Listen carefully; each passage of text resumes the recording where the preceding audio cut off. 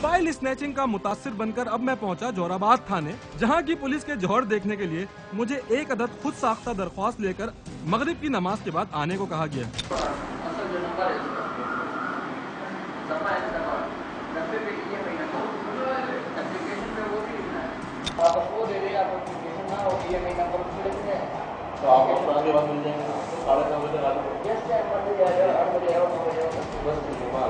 और फिर चाय के ढाबे पर बैठकर मैंने खाली कागज पर ये कहानी लिखी।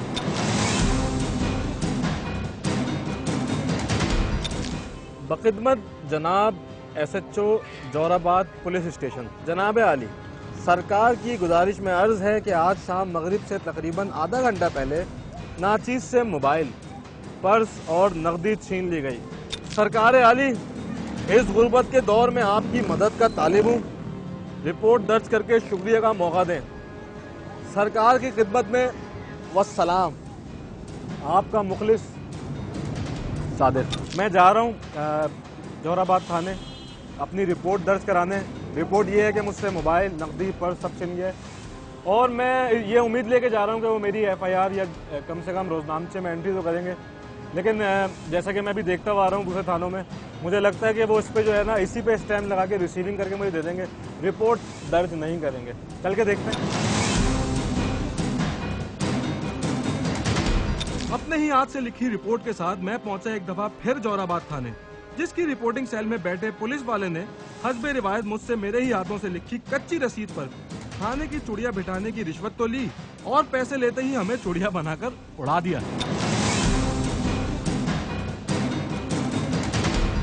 एक चीज चली गई तो चली जाती है, चलेगी चलेगी तो नहीं, इसकी तो जो जान फंसी वो छूट जाएगी, वो छूट जाएगी। कम से कम इसका ये फायदा है, इसका ये फायदा। और फिर इसका अगर वो गलत इस्तेमाल करता है, ये लिखा हुआ है सरकारी खाते में बकायदा एंट्री है उसके पास, इतनी देर में वो कुछ गलत इस्तेमाल कर दे, कुछ करता है, आज नहीं करता है, 6 महीने बाद भी करता है। तो आपके पास एक प्रूफ है, ये फिर आपको संभाल के रखना पड़ेगा। ये मेरे साथ बात होगी और मैंने थाने में मुकलका थाने दिखला दी थी और उन्होंने मुझे ये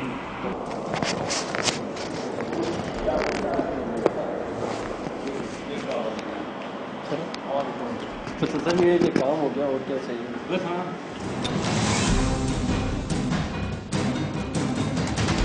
4 थाने 4 कहानियां तो आपने देखी। रिश्वत लेकर FIR की जगह कच्ची पर्ची काट कर अवाम को बेवकूफ बनाने की ये रिवायत कोई नई नहीं। सुनिए अब उन लोगों की राय जिनका थानों से अपनी जिंदगी में ऐसा वास्ता पड़ा कि वो शायद अपनी नस्लों को भी पुलिस से दूर रहने की वसीयत करके मरेंगे।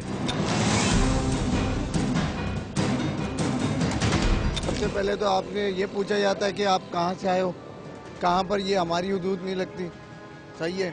उधर चले जाएं, ये वाला थाना आपकी, ये उस पर रसीद आपकी वहाँ पर कटेगी। तो जब भी हम थाने में FIR कटाने के लिए जाते हैं तो वो बोलते हैं कि भाई आप रोजनामचा लिखा दे और चले जाए, FIR कभी नहीं काटते।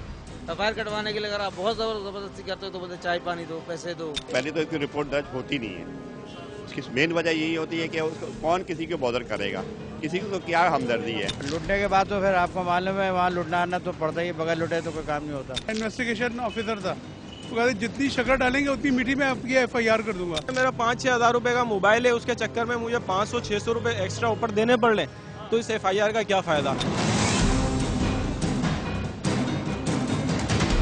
और अब मैं अवाम को थानों में तंग करते और मुख्तलिफ झमेलों में उलझाने वाले इन्हीं पुलिस वालों के मुताल्लिक चंद सवालात के साथ पहुंचा पुलिस ही के एक आला ओहदेदार के पास।